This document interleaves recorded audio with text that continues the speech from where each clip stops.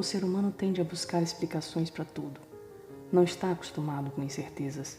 Não consegue conviver com o que não pode controlar.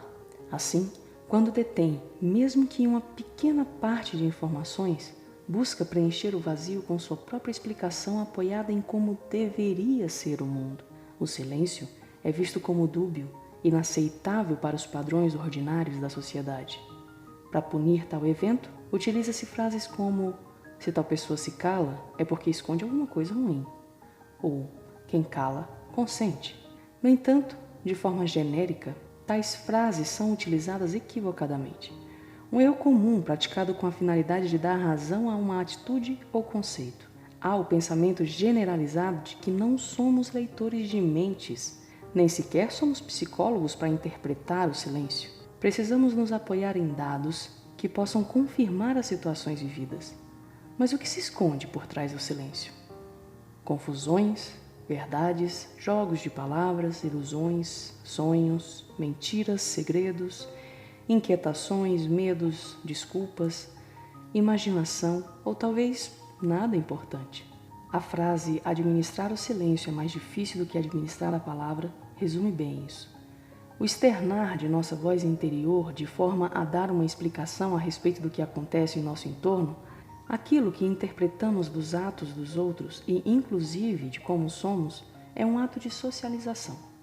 O oposto disso, ou seja, a internalização dessa mesma voz, por vezes é interpretada como sendo insegurança, falta de caráter e indecisão. Por inúmeras vezes, a não exposição dessa voz interior se dá com o intuito simples de manter para si seus próprios pensamentos, até porque não somos obrigados a nada senão em virtude de lei. Em outros casos, o silêncio evita que a voz interior afete a forma como a sociedade vê certas situações, ou pela consciência de que essa voz pode causar mais e mais discórdia. Às vezes, simplesmente não é o momento certo de falar. O pensamento pode ser ouvido e não ser bem interpretado. Por outro lado, o silêncio pode esconder coisas irrelevantes, tão somente imaginação, algo que só diz respeito a quem detém tais pensamentos. Sempre pintamos os outros por nossa paleta de cores. Interpretamos atitudes, palavras e silêncios por meio de nossa própria realidade, que não é igual à do outro. Por essa razão, buscamos sempre explicação para esses eventos, mas essa busca se baseia por nossos princípios pré-estabelecidos.